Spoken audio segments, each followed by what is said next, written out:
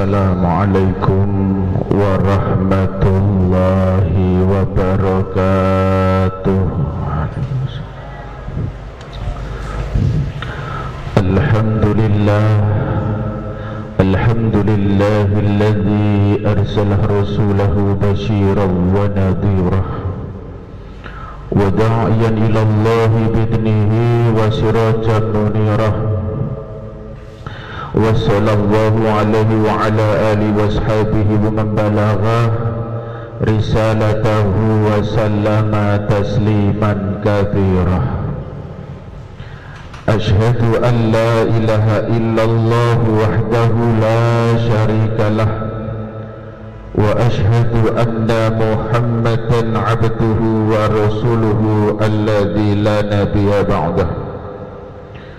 Subhanaka la ilma lana illa ma 'allamtana innaka antal alimul hakim. Qala Allah ta'ala fi kitabil karim a'udzu billahi minasy syaithanir rajim. Laqad kana lakum fi rasulillahi uswatun hasanah liman kana yarjullaha wal yawmal akhir wa dzakarallaha katsira. Wa qala Rasulullah sallallahu alaihi wasallam, kullu ummati yadkhulunal jannata illa man abah. Qala ya Rasulullah wa man ya'bah? Qala man ata'ani tadkhulul jannah wa man asani faqad abah.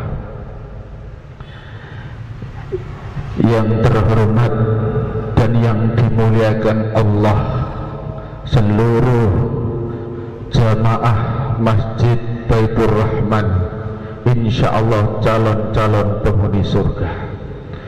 Kula dongakno mugi-mugi sing rawuh iki diparing Allah dawa umure, kathah rezekine, barokah ngaji rutin, mugi-mugi sinten kemawon sing gadhahi penyakit linu-linu cepet nang waras, sing gadah utang cepet saged nyaur utange, lan mugi-mugi sing disauri boten purun mrina duwite kabeh. Amin amin Allahumma amin.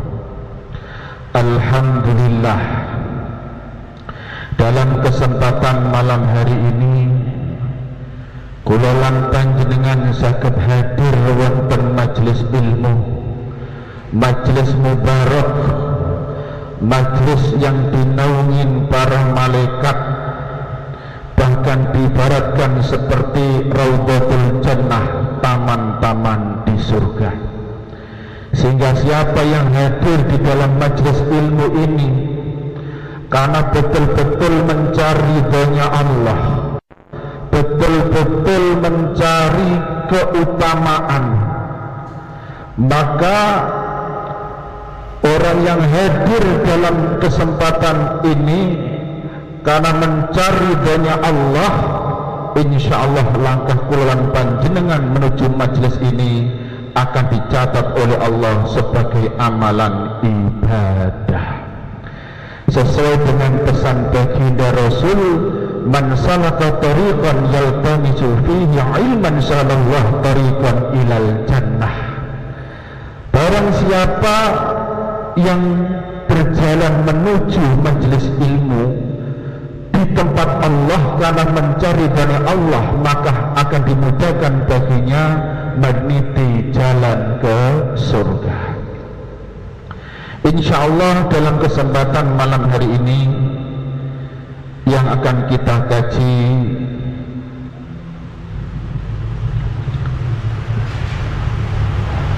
adalah terkait dengan meneladani sifat Nabi Muhammad Rasulullah. Kita saat ini dihadirkan dalam fenomena kehidupan yang luar biasa, tantangan yang luar biasa. Mulai kemarin kita dicengangkan dengan munculnya PP nomor 28 tahun 2024 tentang kesehatan, tentang terkait kontrasepsi belum selesai muncul lagi terkait upacara yang mendatangkan pawang hujan, belum selesai terkait dengan upacara di situ ada instruksi yang harus lepas jilbab, belum selesai sekarang kita dicengangkan dengan undangan paus. Ternyata Masya Allah umat Islam seakan-akan begitu rendahnya di hadapan mereka, sampai dicium-cium. Masya Allah, padahal umat Islam, al-Islam ya'lu wa la yu'la alai, Islam itu tinggi tingkatannya dan tidak dapat diungguli lagi, itu Islam. Bahkan Allah menyampaikan inna dina indallahil Islam, sesungguhnya agama yang paling mulia di sisi Allah adalah agama Islam. Siapa yang menjadikan agama kok tidak mulia, justru diremehkan? Justru orang Islam sendiri. Ditegaskan kembali dalam Quran surat Al-Imran ayat 86, wa may yabtaghi ghairal islami dinan fala yuqbal minhu wa huwa fil akhirati minal khasirin. Barang siapa yang mencari atau menjalankan agama selain Islam, fala yuqbal minhu, agama itu ditolak.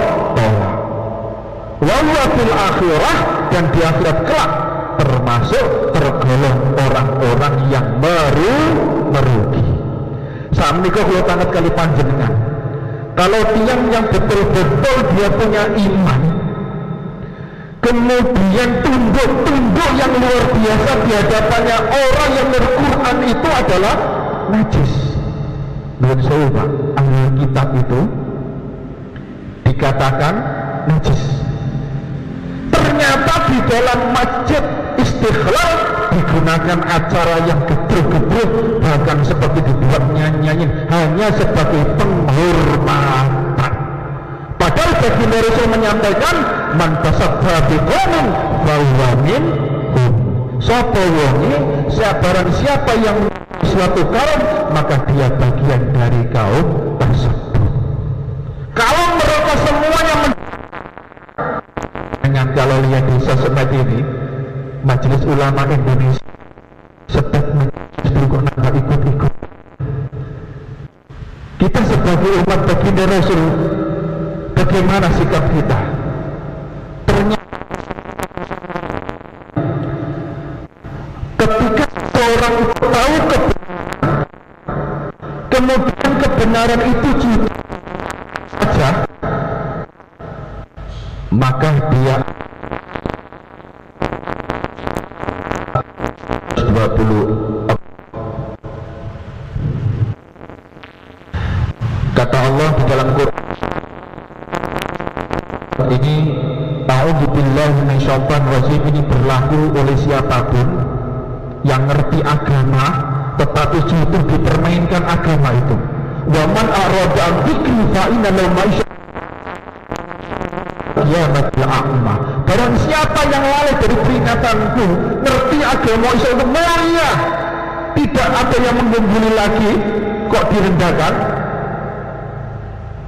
Fa inna lahu ma'isyan wa nahsyuru yaumal qiyamati a'ma, kata Allah, akan aku bikin hidupnya ini sempit, susah dan sengsara.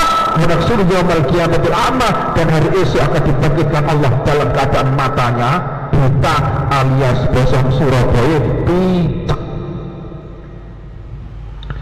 Mungkin dia akan mengadu lagi dengan ayatnya, dia akan protes sama Allah. Qala rabbi lima khasartani a'ma wa qad kuntu basira. Ya Rabb, kenapa engkau bangkitkan aku dalam keadaan mataku buta ya Rabb? Bukankah dulu aku bisa melihat nalikane tasik hidup? Gusti Allah jawab dalam ayat berikutnya 126. Dalam jawaban Allah, qala kadzalika atatka ayatuna fanasitaha wa kadzalikal yauma tunsa. Dulu kamu tidak memperdulikan peringatanku, hari ini aku juga tidak memperdulikan kamu. Sudah tidak ada pertolongan lagi. Kalau hanya demi toleransi sehingga agama diperjualbelikan, agama digadaikan, maka tentu dia akan menjadi orang yang merugi. Para jamaah rahimakumullah, maka tantangan kita ini luar biasa. Makanya di bulan Rabiul Awal ini saatnya kita ittiba, saatnya kita kembali mencontoh baginda Rasul. Sebab siapa saja yang mencontoh baginda Rasul, istiqomah di atas sunnah, maka hidupnya akan mulia dan bahagia. Jadi mari, kullu ummati yadkhulunal jannata illa man aba. Setiap umatku yang istiqomah di atas sunnah, di atas jalanku, pasti masuk surga. Insya Allah kulalang dengan semua mudah-mudahan istiqomah di atas sunnah, calon-calon penghuni surga.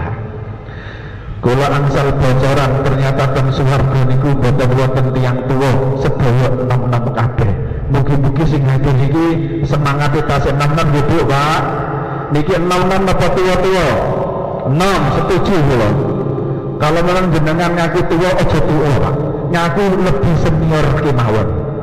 Amargi kalau jenengan ngaku tuwa niku sudah tidak produktif lagi. Amargi wong sing diarani tuwa kuwi rambute wis ora ireng, mripate wis mereng, kupinge wis gak mireng, diajak salat jamaah kusik, alasan boyo wis kemeng, panggendaan wis gak kenceng, turu gereng-gereng niku wis tuwa, ketinggalan jenengan sedaya sing hadeh insyaallah tasih enem. Makanya yang dinamakan ittiba ini para jamaah rahimakumullah, berarti ittiba ini berarti ngikuti tuntunan, kembali kepada sunnah. Wong ibadah kemawon nuwun sewu memang kelasnya beda Pak. Kalau Muhammadiyah itu kelasnya ittiba ini kembali ngaji. Tapi ada kalau di bulan Rabiul Awal ini ketika banyak juga yang ngisi dengan berbagai sholawat-sholawat. Memang pendekatannya kepada Allah itu beda-beda. Kalau kita ini tentunya mengkaji ilmu, mengasah, man amila amalan laisa alal amrina fahuwa raddun, sebab amal ibadah, amal kebaikan dan notasinya itu adalah ibadah, tidak ada contoh dari baginda Rasul, maka ibadah itu akan ditolak.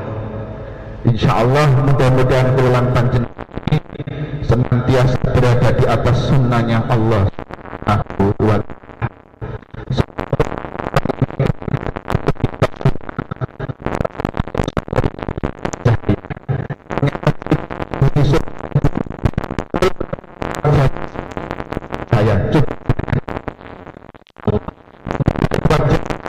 Ini adalah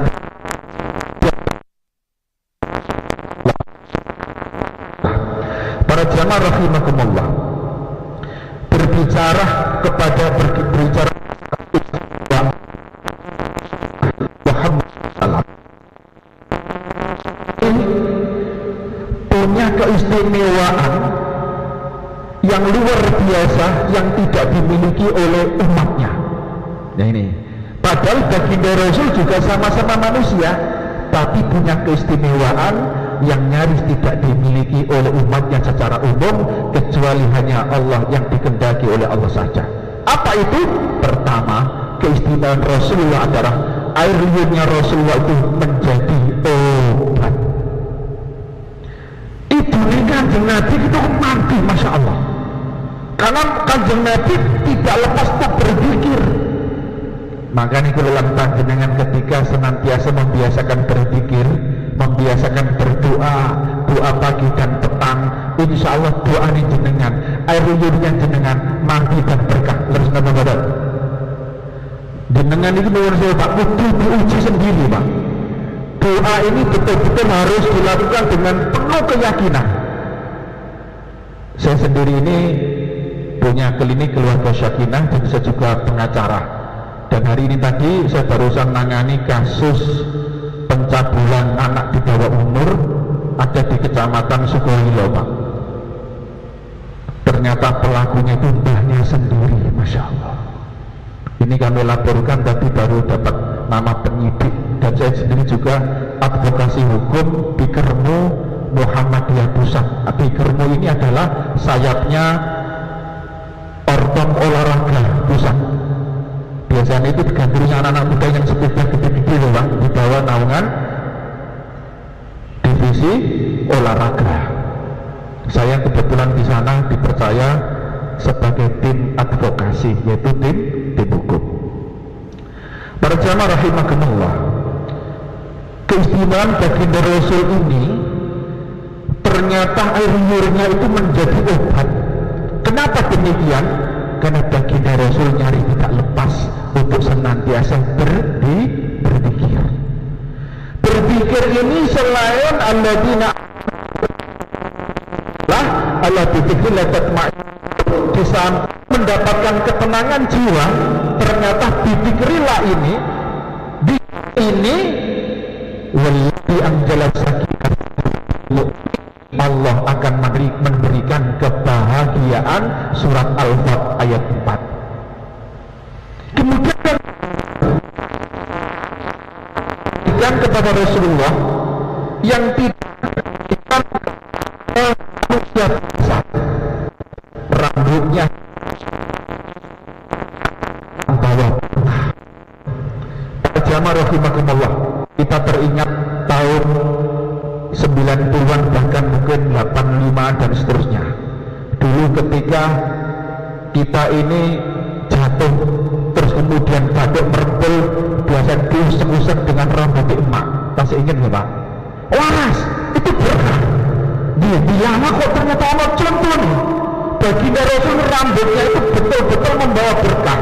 Bahkan salah satu sahabatnya yang bernama Khalid bin Walid radhiyallahu anhu ini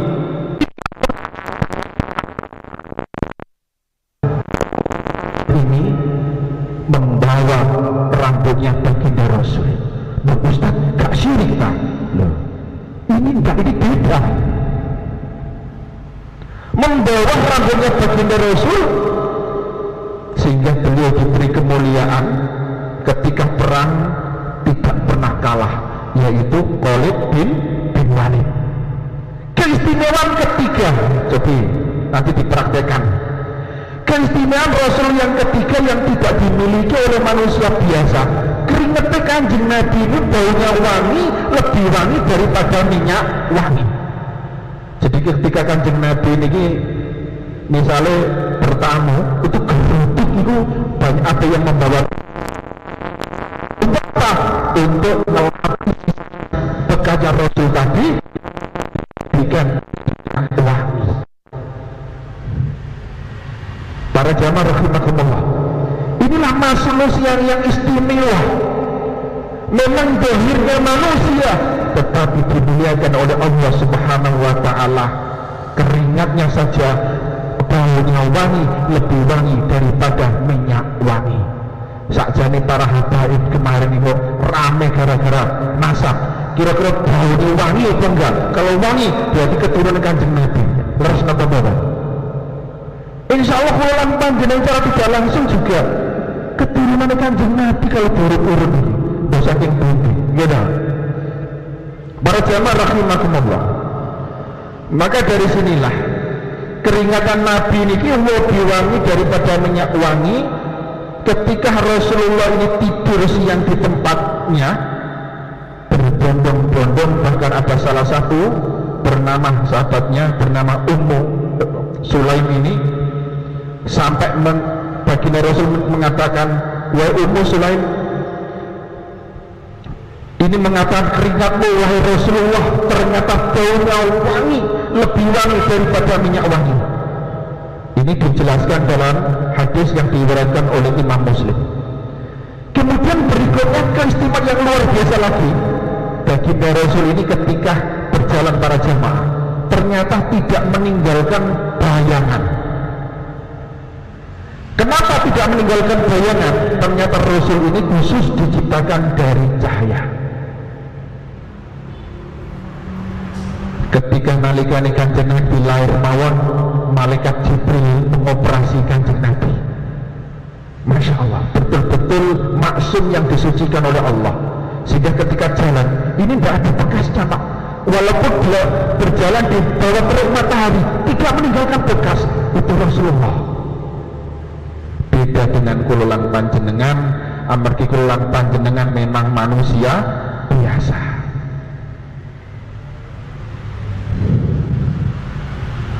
Bahkan Nabi sendiri itu ketika berdoa di dalam sujudnya, Kanjeng Nabi sering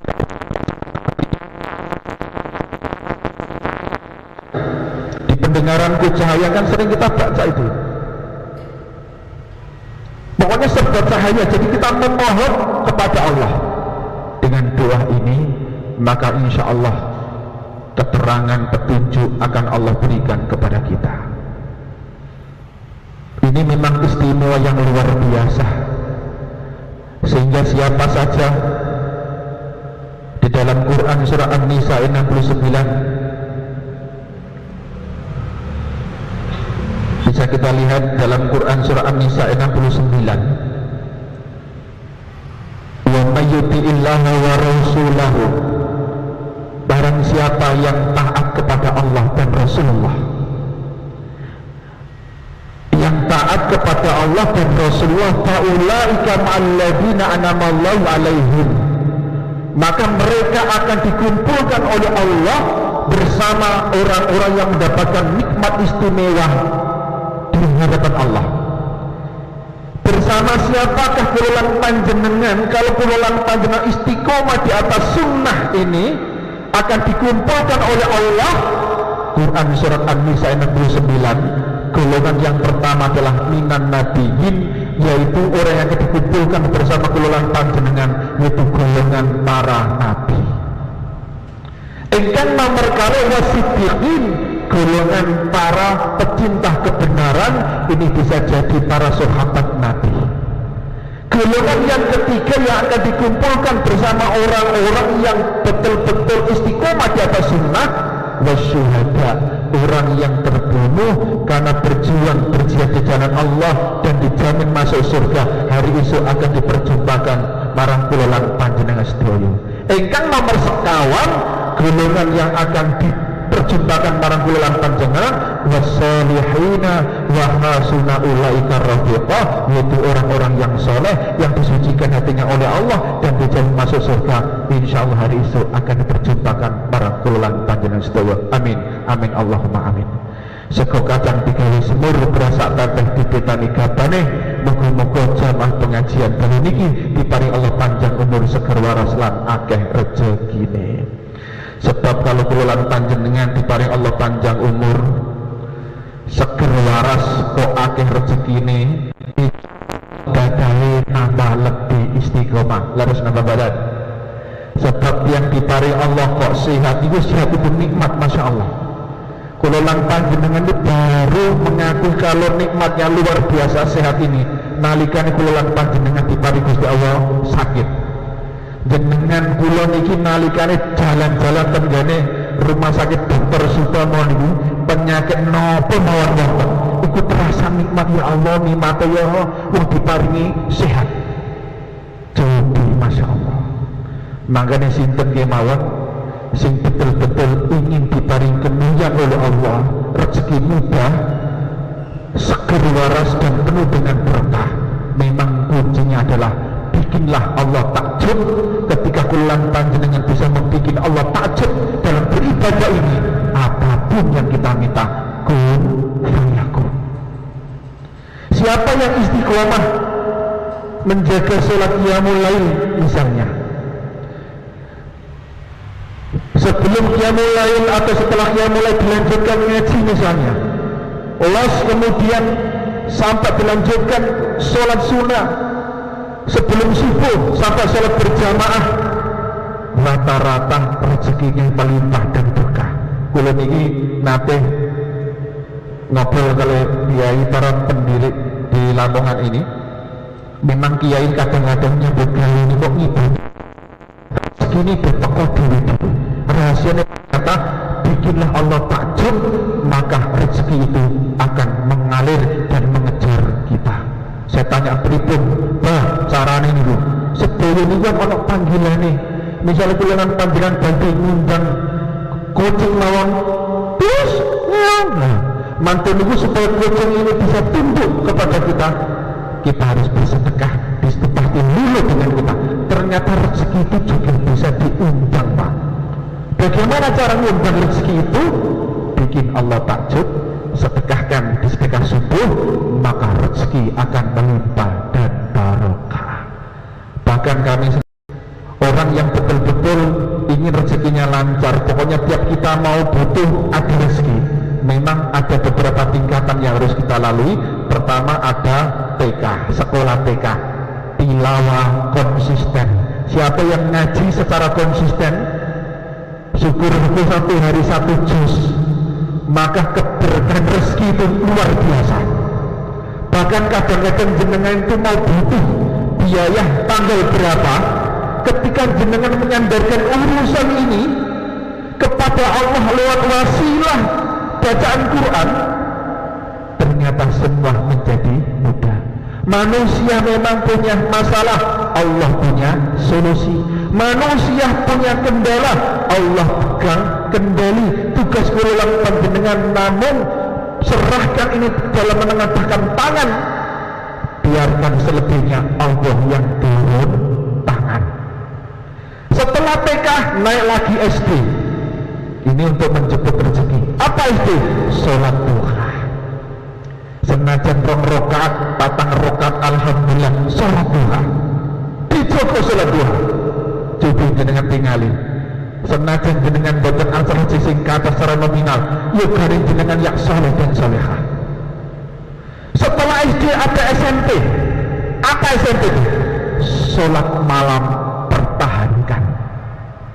Siapa yang bisa menjaga sholat malam ini betul-betul istiqomah, tidak ada doa yang tidak dijawab oleh Allah, tidak ada keinginan yang tidak dikabulkan Allah, tidak ada dosa yang ketika orang yang betul-betul istiqomah sholat malam.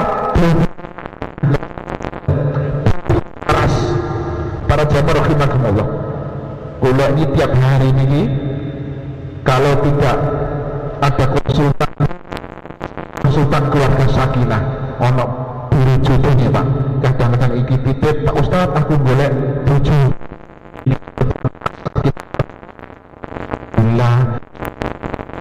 barokah. Ada yang nulis sewu bojone kena corona nangis, Ustaz bojoku gak boleh kula tinggali kena corona, korban rondo nakal. Dilalah no kula kengken wis nak ikhlas nawae daripada ruwet seperti ini. Wong nikah siri mawon tak dongakno dengan wasilah doa ini jenengan segera dapat jodoh yang lebih baik lagi. Ternyata tadi yang kehilangan bojo niku dua anak telur Pak, mantun niku angsal jodoh lari Tasik Joko.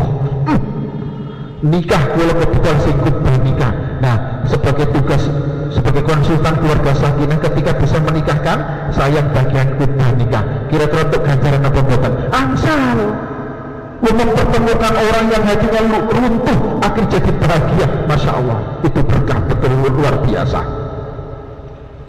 Para jamaah rahimakumullah, jadi sholat malam ini ketika betul-betul kita jaga, maka tidak ada doa yang tidak dijawab oleh Allah. Makanya kita bisa melihatkan kadang ada salah satu pesan baginda Rasul, ada 4 amal pengetuk pintu surga. Mungkin dengan belum hafal barangkali. Apa 4 amalan pengetuk pintu surga itu? Kata baginda Rasul, absus salam bainakum, tebarkan salam di antara kita. Siapa yang menjaga ketika bertemu dengan sesama mengucapkan assalamualaikum warahmatullahi wabarakatuh, keselamatan, keberkahan akan Allah berikan, rahmat, keberkahan akan Allah berikan. Jadi ternyata satu syarat untuk mengetuk pintu surganya Allah, amal pengetuk pintu surga, karena surga itu kan ada kuncinya. Nah, kunci sebelum buka kunci kan kudu ditok-tok dulu Pak. Nah, tok-toknya ini pertanyaan adalah absus salam. Absus salam ini yaitu menebarkan salam. Ada amalan-amalan yang membawa berkah. Pertama salam, kedua hadir dalam majelis ilmu ini dapat rahmat dan berkah. Termasuk jenengan masuk masjid ketika berdoa otomatis itu juga dapat rahmat. Kemudian yang ketiga, amalan mengetuk pintu surga. Wa imut ta'am, berikan makan orang yang lapar, yang butuh makan. Nah, sehingga siapa yang mampu menjaga dua sedekah, sedekah subuh dan sedekah Jumat, tidak ada kebangkrutan di dalam hidup kita. Para jamaah rahimakumullah, siapa yang punya usaha kok usahanya mampet, rezekine mampet, tolong bisa diperbaiki dengan sedekah subuh dan sedekah Jumat berkah. Wa imut ta'am. Kemudian yang ketiga, wasilul arham.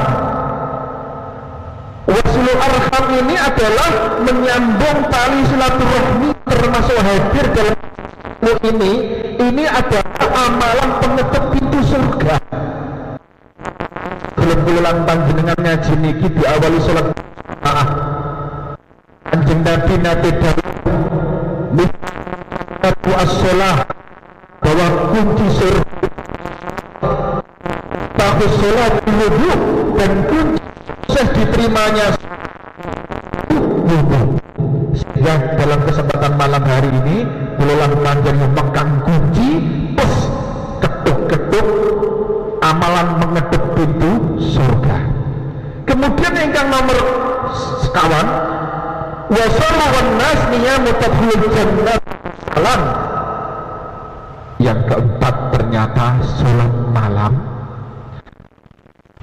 siapa yang menjaga sholat malam, kata baginda Rasul, tadkhul jannata bisalam, pasti akan masuk surga dengan damai selamat.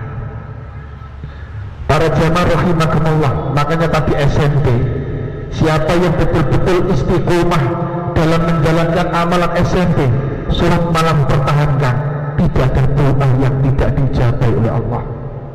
Allah kewibawaan orang yang betul-betul istiqomah sholat malam, Allah luar biasa, kewibawaannya luar biasa, dan insya Allah hidupnya penuh dengan keberuntungan karena berkat ibadah sholat malam. Kemudian dilanjutkan SMA. Apa SMA itu? Senang menyambut yatim. Cara sukses untuk menjemput rezekinya Allah, mengundang siapa di antara kita yang di rumah, atau mungkin kita punya target, ada anak-anak yang kita tidak pernah ada rezeki jenengan atau gula ini menjadi seret, justru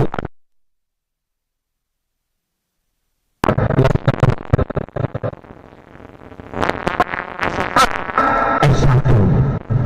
Apa S1 itu? Yaitu silaturahmi. Silaturahmi ini juga menjemput rezekinya Allah. Di samping rezeki jenengan dilancarkan oleh Allah, jenengan juga dipanjangkan oleh Allah. Niki kudu diyakini Pak. Panjenengan yakin bener. Saya yakin. Kalau nggak yakin enggak. Makanya baginda Rasul pernah menyampaikan, man ahabba yubsatallahu bi rizqihi wa yubsalahu bi athari falyasul rahimah. Barang siapa yang ingin dilancarkan rezeki Allah dan dipanjangkan umurnya, perbanyaklah, jagalah silaturahim. Setelah S1, S2, apa S2 ini? Untuk menjemput rezekinya Allah, sunnah jalankanlah. Puasa Senin Kemis yang sempat, puasa Daud, Yaumul minimal puasa Senin Kemis mawon, itu luar biasa menyehatkan.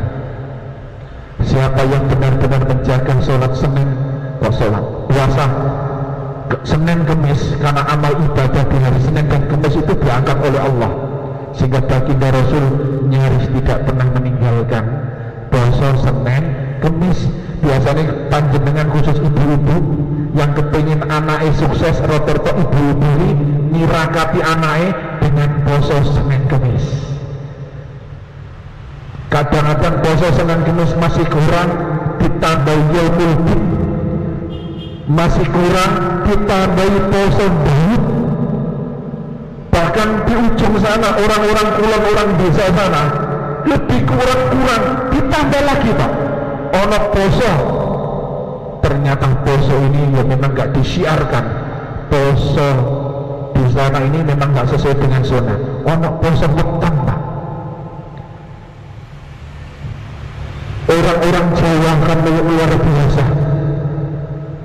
Tirakatnya ini karena kesuksesnya anak, ternyata berkat tirakatnya orang tua. Para jamaah rahimakumullah, ketika saum sunnah dijalankan, betul-betul dipertahankan, maka kemuliaan, kemudahan, keberkahan akan Allah berikan. Kemudian setelah S2 ada S3. Sedekah sebanyak-banyaknya dan seikhlas-ikhlasnya. Para jamaah rahimakumullah, ternyata untuk membuat Allah ini, kita ini harus betul-betul tidak seperti biasanya, harus lebih baik daripada sebelumnya. Sedekah sebanyak-banyaknya dan seikhlas-ikhlasnya. Ternyata tidak ada yang sia-sia. Bahkan dalam Quran surat ke-9 ayat 111, innallaha astara minal mu'minina bi amwalihim wa anfusihim bi anna lahumul jannah. Sesungguhnya Allah akan membeli dari orang-orang mukmin ini baik jiwanya maupun hartanya bi anna lahumul jannah, dengan ganti surga. Jadi malam hari ini kulalan panjenengan akan diborong oleh Allah, tenaga jenengan, lelah jenengan, bahkan langkah kulalan panjenengan menuju majelis ini diborong sama-sama Allah. Di annalahumul jannah, diganti kabeh hari esok, diganti kali Gusti Allah dengan swarga. Begitu pula sedekah kulalan panjenengan, tidak ada yang sia-sia.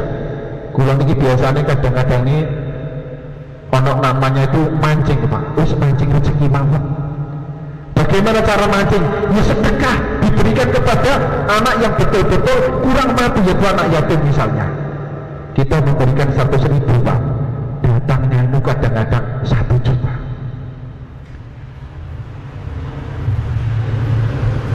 Kemarin saya ini punya anak 3 ini kan di pondok 2. Kemarin ini pengeluaran aja Pak, masuk pondok pertama, daftar ulang dan seterusnya, kan yang luar biasa. Kurang lebih 15 juta Pak, anak 3. Tapi rezeki itu ada saja. Karena ketika kita ini nggak punya betul, kita tuh nyandarkan urusan kepada Allah, kita sandarkan. Sehingga siapa yang menyandarkan urusan kepada Allah, tidak ada masalah yang tidak ada solusi. Kita tugas kita cuma menengadahkan tangan, biarkan selebihnya Allah yang turun tangan. Sehingga rahasia demi rahasia tadi ini luar biasa. Bahkan keistimewaan baginda Rasul ini, dalam hidupnya baginda Rasul tidak pernah anggap Pak. Kanjeng Nabi tidak pernah nguap Pak. Kulawan panjenengan ngaji kadang-kadang baru 1 juz. Wah, ya ternyata kelasnya ini keistimewaan kanjeng Nabi. Kanjeng Nabi bukan nanti ngantuk, saya ngantuk pilek, matanya merem, hatinya tidak pernah tidur, selalu berzikir kepada Allah Subhanahu wa ta'ala. Ini luar biasa. Ketika panjenengan ingin mencontoh kanjeng Nabi, gak pernah anggap iso bayi. Makanya sunnah kanjeng Nabi itu kan dibagi menjadi 3. Ada sunnah fi'aliyah, ada sunnah qauliyah, dan ada takriran. Kalau fi'aliyahnya kanjeng Nabi, kehidupannya kanjeng Nabi, perilakunya kanjeng Nabi, memang tidak semua bisa kita contoh. Contoh kanjeng Nabi sholat malam sampai kakinya bengkak. Kita kula lantan dengan sholat dahulu sampai bengkak napa boten. Boten kadang gerigingan turun bengkak wis keblak dhisik. Ngoten Pak. Kalau kanjeng Nabi beda. Kalau kanjeng Nabi itu sedikit makan, beda kalau kula panjenengan sedikit-sedikit makan. Kanjeng Nabi sedikit tidur, kalau kula panjenengan sedikit-sedikit tidur. Itu kelasnya ternyata beda. Maka dari sinilah sunnah fi'aliyah ini, kehidupan kanjeng Nabi, perbuatan kanjeng Nabi memang tidak bisa kita contoh secara keseluruhan. Contoh kanjeng Nabi gak ada istri sahabat katai Pak, kita tidak kuat, tidak bisa. Tapi kalau sunnah qauliyahnya kanjeng Nabi, qaulnya kanjeng Nabi, ucapannya kanjeng Nabi, harus sami'na wa ata'na. Harus kita dengar, kita turut. Bagaimana kanjeng Nabi sholat, sallu kama ra'aitumuni usolli, sholatlah kamu sebagaimana kamu melihat aku sedang sholat. Itu kanjeng Nabi, itu sami'na wa ata'na. Tapi kalau kanjeng Nabi, perbuatannya semua kanjeng Nabi tidak bisa kita contoh. Contoh kanjeng Nabi juga sekali waktu itu pernah juga poso wisol alias poso pati geni. Tapi kanjeng Nabi tidak memperbolehkan untuk umatnya pati geni. Kenapa? Aku poso pati geni diparingi Gusti Allah makan, kalau manusia biasa tidak, khawatir terjadi apa-apa. Ini fi'liyah. Tapi kalau kaulnya kanjeng Nabi pasti terukur dan teratur sesuai dengan kemampuan manusia biasa. Jadi luar biasa, kanjeng Nabi ini tidak pernah menguap sama sekali di dalam hidupnya ini. Ini pun juga banyak dalam hadis ini menegaskan hanya terkait dengan kanjeng Nabi pernah menguap, ternyata tidak pernah menguap. Kemudian berikutnya keistimewaan yang luar biasa, kanjeng Nabi ini tidak pernah tidur. Jadi walaupun matanya kanjeng Nabi dipejamkan misalnya, tapi ternyata baginda Rasul ini senantiasa hatinya terjaga. Dan begitu juga para nabi tidurnya hanya matanya saja, sedangkan hatinya tidak pernah tidur. Ini ternyata berlaku bukan hanya untuk kanjeng Nabi Muhammad Rasulullah, ternyata nabi-nabi yang lainnya juga seperti ini. Kemudian keistimewaan berikutnya, kanjeng Nabi ini nuwun sewu, surganya, jubahnya kanjeng Nabi bisa menyembuhkan berbagai penyakit. Mungkin kalau kita tataran orang biasa gak syirik tetapi ini keutamaan, kemuliaan yang penuh dengan keberkahan, manusia yang dekat dengan Allah Ta'ala, itu yang mampu menyembuhkan. Kanjeng Nabi Corona bisa dikatakan ahli suwuk Pak, gitu. Ketika ada orang sakit, sembuh. Kenapa? Karena ini senantiasa terjaga. Coba kuluan panjenengan, ketika bisa menjaga lisan ini jangan berbicara kalau tidak betul-betul yang bermanfaat dan berkah, saya yakin seyakin-yakinnya doa kita akan menjadi mustajabah. Saya sendiri itu hari demi hari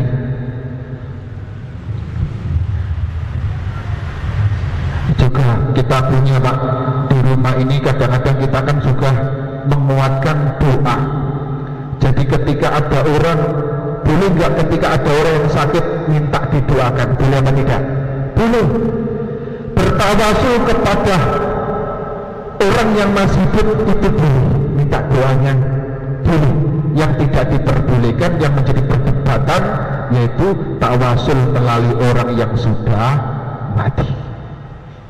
Karena orang sudah meninggal dunia ini harus didoakan, tidak boleh diminta-mintai, ini menjadi syirik.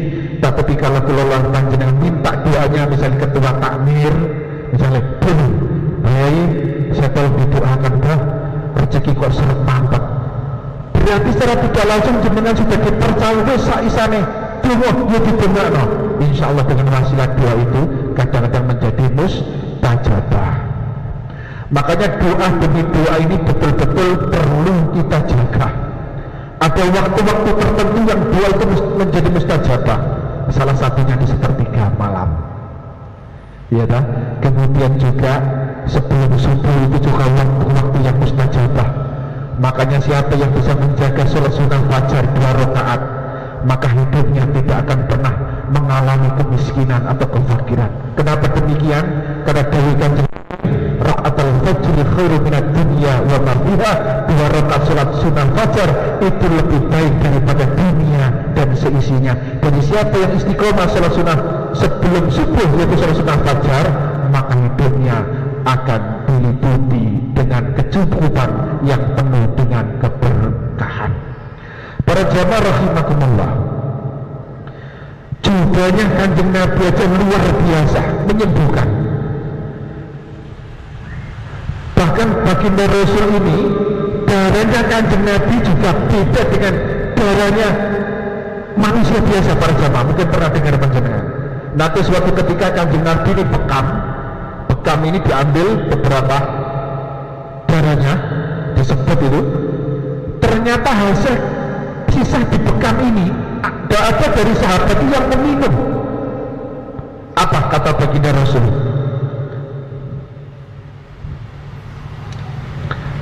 Ternyata baginda Rasul ini hanya menyampaikan, ketika sahabatnya itu menyampaikan, ya Rasul, saya telah meminumnya darahmu ya Rasul. Apa kata Rasulullah? Nabi Muhammad berkata, sungguh engkau telah menjaga dirimu dari api neraka. Ternyata darahnya Kanjeng Nabi itu bisa menjadikan pembatas antara api neraka. Ini keistimewaan yang luar biasa yang tidak dimiliki oleh manusia biasa. Dan hebatnya lagi, yang mungkin juga ini tidak bisa kita miliki, keistimewaan Kanjeng Nabi berikutnya adalah Kanjeng Nabi dalam hidupnya ini tidak pernah ikhtilam. Apa ikhtilam itu, Pak?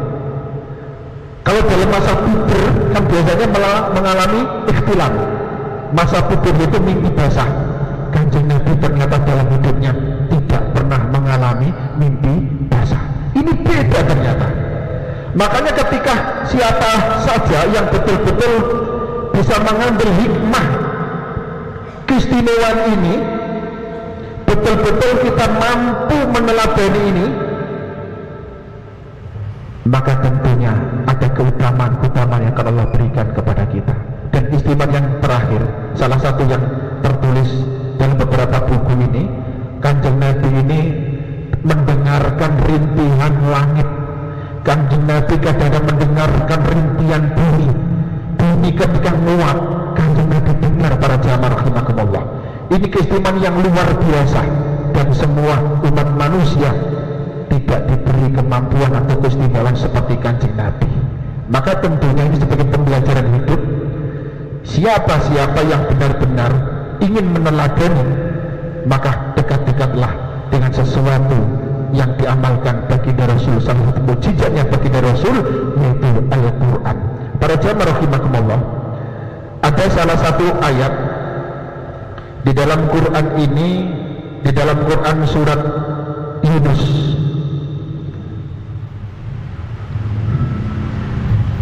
ayat 57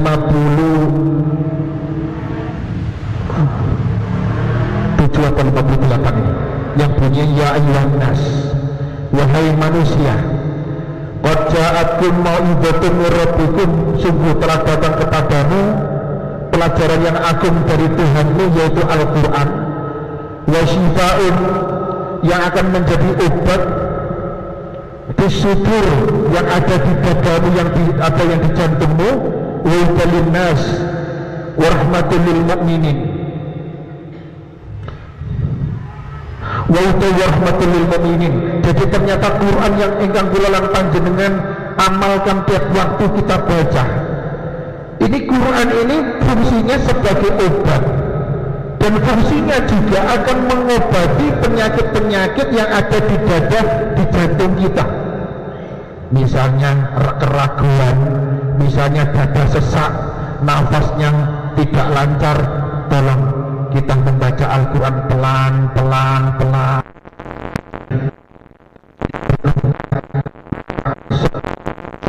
Baginda Rasul berubah menjadi obat. Bukan hanya obat, tetapi hudan wa rahmah, wa rahmatul lil mu'minin, dan sebagai petunjuk dan rahmat kasih sayangnya Allah.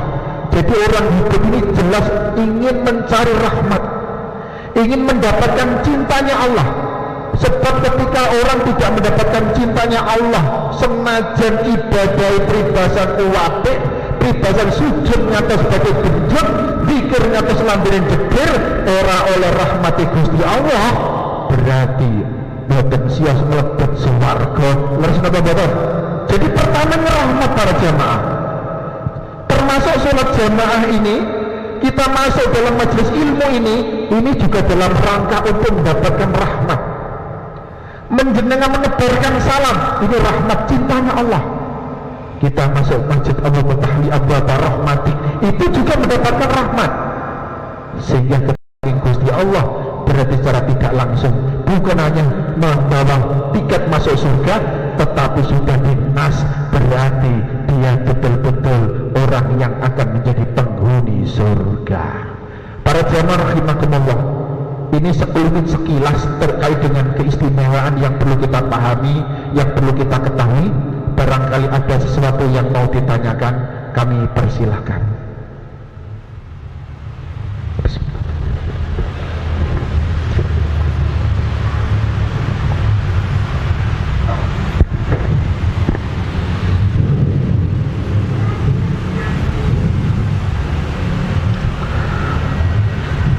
Memang hidup saat ini tantangannya luar biasa para jamaah. Andai kata negara kita ini dikelola, dipimpin oleh orang-orang yang memiliki sifat seperti Rasulullah. Apa sifatnya Rasulullah? Sidik, amanah, tabligh, fatona. Andai kata di negara kita ini orangnya itu pada jujur lah jamaah. Senajan gak patau pinter tapi jujur ya, insya Allah makmur negara kita. Kenapa? Karena menurut hitung-hitungan terkait dengan tambang para jamaah rahimakumullah, ini statement yang disampaikan oleh Pak Profesor Dr. Mahfud MD. Dia mendapatkan statement dari mantan Ketua KPK dulu, yaitu Abraham Somad atau siapa itu, menyampaikan andai kata tambang ini dikelola oleh orang yang betul-betul amanah, maka setiap warga negara tiap bulan akan mendapatkan jatah 20 juta. Apa yang tidak ada di Indonesia semua ada. Kalau di Arab Saudi, Arabia sana, satu jiwa satu bulan nyaris dapat tunjangan 1.000 rial. Satu jiwa. Semakin banyak anak, semakin sejahtera Pak. Di sana turah-turah. Kenapa turah-turah? Karena amanah. Dilalah akhirnya duduman tambang. Nggak tahu nanti akhirnya apakah duduman tambang ini benar-benar untuk mensejahterakan atau untuk membungkam untuk supaya tidak bicara. Wallahu a'lam bishawab. Nah ini dari tambang itu sendiri banyak sekali korupsi yang merajalela. Dari KPK ini kemarin menyampaikan di dalam tambang ini ada 11.000 izin tambang, yang ada nyaris 3.737 izin yang bermasalah dan dicurigai terlibat dalam praktek korupsi. Yang ini Pak, izinnya 11.000 3.700 si digawe denduman Pak. Coba andai kata betul-betul tambang ini dikelola orang yang benar, insya Allah yang namanya baldatun thayyibatun wa rabbun ghafur itu akan terwujud. Tetapi ketika sudah begini kondisinya di akhir zaman, maka tentunya musibah demi musibah sebagai peringatan dari Allah akan turun. Coba kita pahami dalam Quran surat Al-A'raf mungkin sebagai penutup. Surat Al-A'raf ayat 96 yang kita hafal semuanya. Walau anna lil qura amanu wattaqau la fatahna barakatin minas samai wal ard. Sekiranya penduduk bumi ini, warga Indonesia ini mau beriman dan bertakwa kepada Allah, niscaya pintu keberkahan dari langit dan bumi dibuka lebar-lebar oleh Allah. Lalu mengatakan, walakin kadzabu faqadna bima kanu yaksibun. Namun sebaliknya banyak orang yang mendustakan ayat Allah sehingga Allah menurunkan bala, menurunkan musibah, menurunkan peringatan kepada warga negara Indonesia ini. Coba para jamaah rahimakumullah, Sekarang itu rakyatnya itu sengsara betul. Kenapa demikian? Listrik naik, air PDAM naik, pajak naik, Masya Allah. Bahkan BBM naik. Kita ini hidup di negara kita sendiri itu seperti kita ini betul-betul dijajah. Yang lebih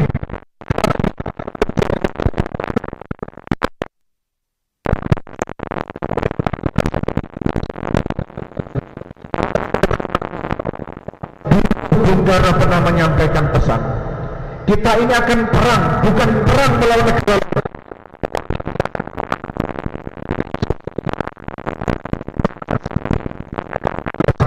Bukan disejahterakan supaya saat ini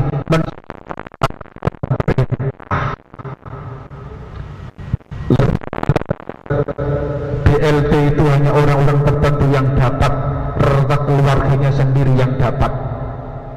Ya untungnya Muhammadiyah ini gak kedunya. Muhammadiyah sudah merasa cukup, Muhammadiyah betul-betul tawadhu, Muhammadiyah ini warak, sehingga Muhammadiyah tidak pernah terlibat dengan hal-hal seperti itu. Dari sini mungkin ada yang mau disampaikan, ada yang mau ditanyakan, atau cukup monggo, barangkali ada yang mau didiskusikan, kami persilahkan.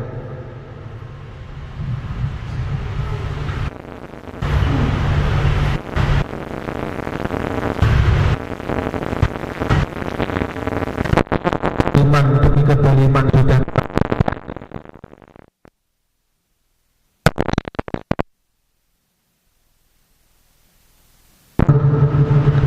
apa yang tidak ada di negara kita.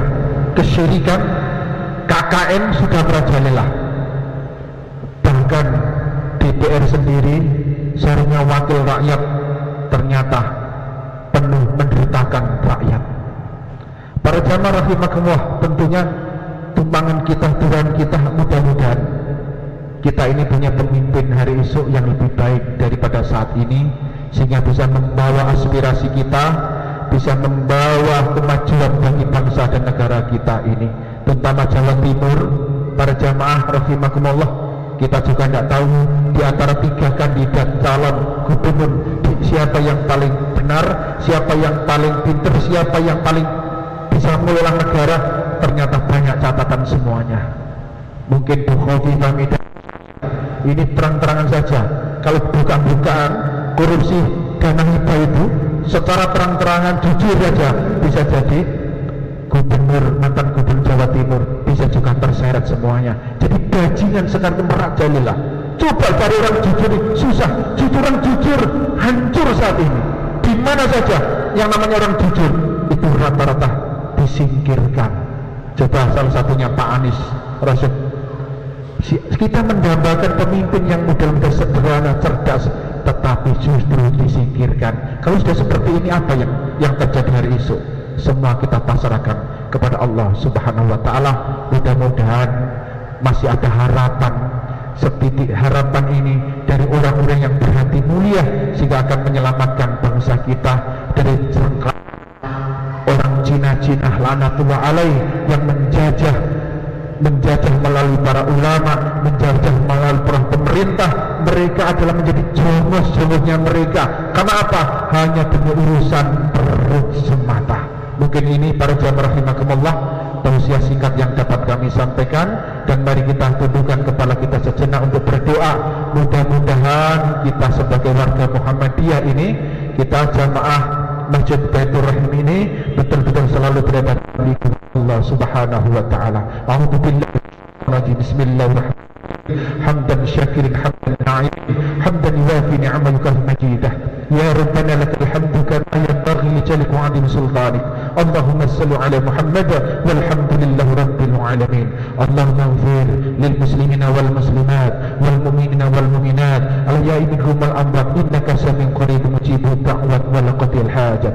Rabbi anjilna rahmah was salamah wal barakah ala hadhil jamaah. Ya Rabb, turunkan rahmatmu, keselamatan dan keberkahanmu kepada seluruh jamaah yang hadir dalam majelis ini ya Rabb. Allahumma ansurna fa innaka khairun nasirin. Ya Rabb, tolonglah kami, sesungguhnya Engkau sebagai pemberi pertolongan. Waftah lana fa innaka khairul fatihin. Menangkan kami ya Rabb, sesungguhnya Engkau sebagai pemberi kemenangan. Waghfir lana fa innaka khairul ghafirin. Ampuni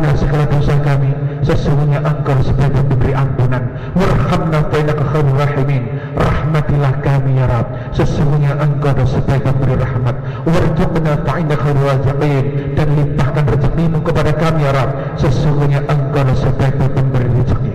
Allahumma inna nas'aluka rizqan thayyiban wa ilman nafi'an wa amalan mutaqabbalah. Ya Rabb, anugerahkan kepada hamba-Mu yang saat itu bersimpuh di bawah diri kekuasaan ya Rabb, ilmu yang bermanfaat, rezeki yang barokah, dan amalan-amalan yang senantiasa Kau terima ya Rabb. Rabbana hab lana min azwajina wa dhurriyyatina qurrata a'yun waj'alna lil muttaqina imama.